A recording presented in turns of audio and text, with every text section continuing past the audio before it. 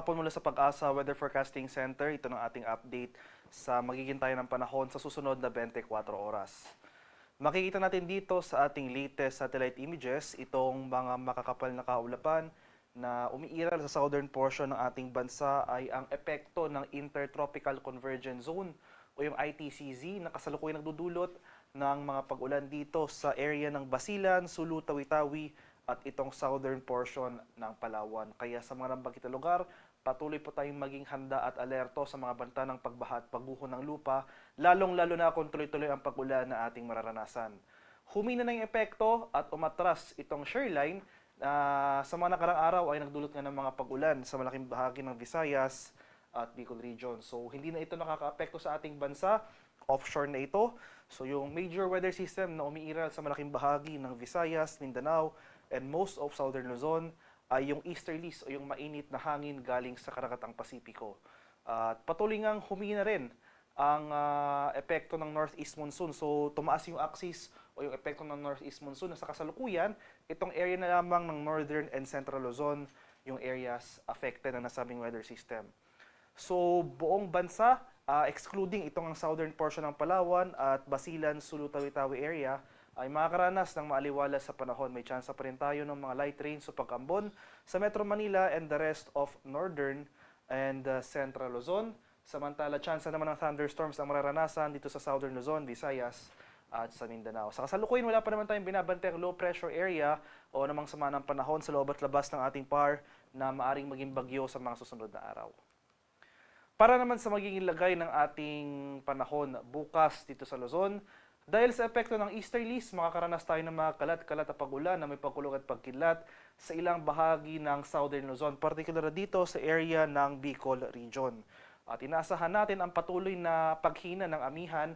So inaasahan natin starting tomorrow, ito na lamang area ng northern Luzon yung maapektuhan nito. Akibat ng pag-atras ng amihan, tataas yung tsansa ng thunderstorm activity dito sa central and southern Luzon. Pero gayon pa man, fair weather conditions ang ating inaasahan buong araw bukas.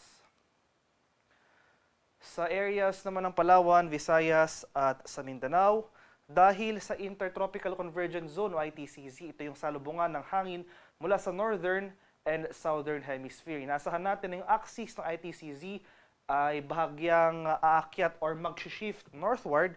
So mas rarami pang areas ng southern Mindanao ang nakakaranas ng mga pag-ulan. Magpapatuloy pa yung mga pag-ulan sa malaking bahagi ng Palawan, dulot ng ITCZ, at ito ang southern Mindanao sa mga rehiyon ng Davao Region, Socsargen, Barm, at Zamboanga Peninsula. Starting tomorrow, makakaranas muli tayo ng mataas na tsansa na makaulapan at kalat-kalat na mga pag-ulan, pagkulog at pagkilat. Yung easterlies, nagdudulot rin ng mga mataas na tsansa ng kaulapan sa eastern section ng Visayas. So itong eastern Visayas, asahan natin yung makulimlim na panahon at mga kalat-kalat na thunderstorms. For the rest of Visayas, itong western and central Visayas, pati na rin itong area ng northern Mindanao at Caraga, ay fair weather ang ating inaasahan bukas. Ngayon pa man, nandiyan pa rin yung mga tsansa ng isolated rain showers and localized thunderstorms. Sa kalagayan naman ating karagatan, wala na tayong gale warning na nakataas sa anumang baybay ng ating kapuluan.